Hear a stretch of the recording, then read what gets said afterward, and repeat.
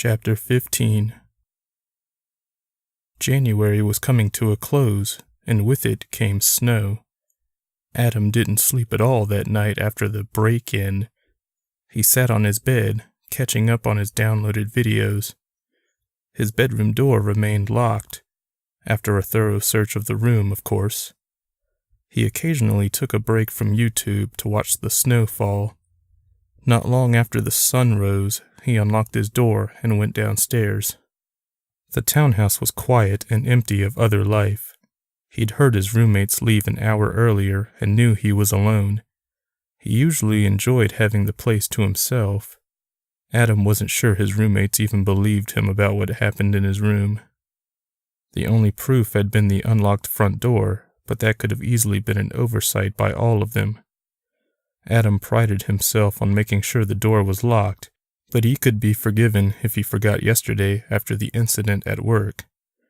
He sat on the futon, staring at Tori's large projection TV that didn't work and was only there for novelty, before he decided to do something. He remembered Miller's note about the sink being too small to fit through. He went upstairs and started filling his tub with water. Since he knew, for the most part, that he was alone, he felt that if another note from the time traveler appeared, it would not be a prank. Maybe this time he would actually meet Miller. But what if he already did? The thought suddenly occurred to him that Miller and last night's intruder were one and the same. That possibility left him with two questions. How and why? How did Miller find him? Why did Miller attack him last night? After he filled the tub with a respectable amount of water, he ran downstairs and grabbed a baseball bat from Tori's room, just in case. He ran back to the tub, leaned close to the water, and whispered, "Miller, I want to go back in time." Then he jumped back, raised the bat over his head, and prepared to swing it down right onto the cranium of whoever, or whatever, crawled out of the tub. Adam stood that way for 5 minutes. His arms grew tired, and his right rotator cuff, which had been bothering him for months, screamed for mercy, but he ignored the pain and fatigue. He screamed when the doorbell rang. Adam continued to stand there, battle ready, noticing the water sloshing a little in the tub. He assumed it was caused by his little frightened jump and yelp. The doorbell rang again. He reluctantly left and ran downstairs. He still had the bat, though, and was prepared to use it on whoever was at the door.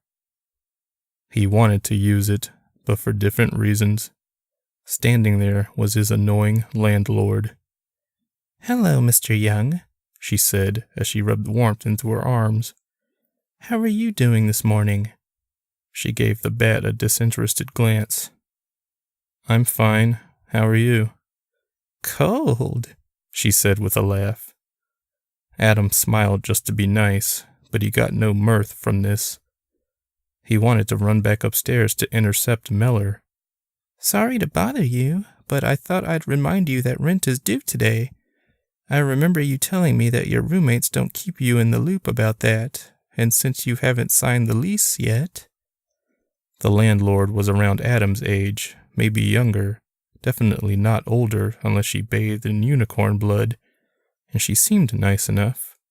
She was tough, but fair.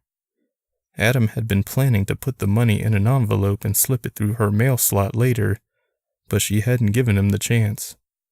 It had only been February for 10 hours. "If you let me run upstairs," he said, "I'll grab my portion now." "No problem. I'll wait." He left the door open as he took the steps 2 at a time. He checked the tub first. No note, no indication that the water had been disturbed. He then took the money out of his wallet, ran downstairs, and gave it to the landlord. "I appreciate it," she said as she counted it. Adam was too distracted to be offended. "Maybe when you get a chance, you can sign that lease?" "You bet," he said quickly, and then closed and locked the door. Instead of running back upstairs, he walked very slowly. He had a bad feeling, this time, that he would find someone up there. His heart pounded with fear. He gripped the bat hard. He knew he was in trouble when he got to the top of the stairs and saw his bedroom door closed at the end of the hall. He knew for a fact he'd left it open after he grabbed the money. It was completely closed now. Mellor was here.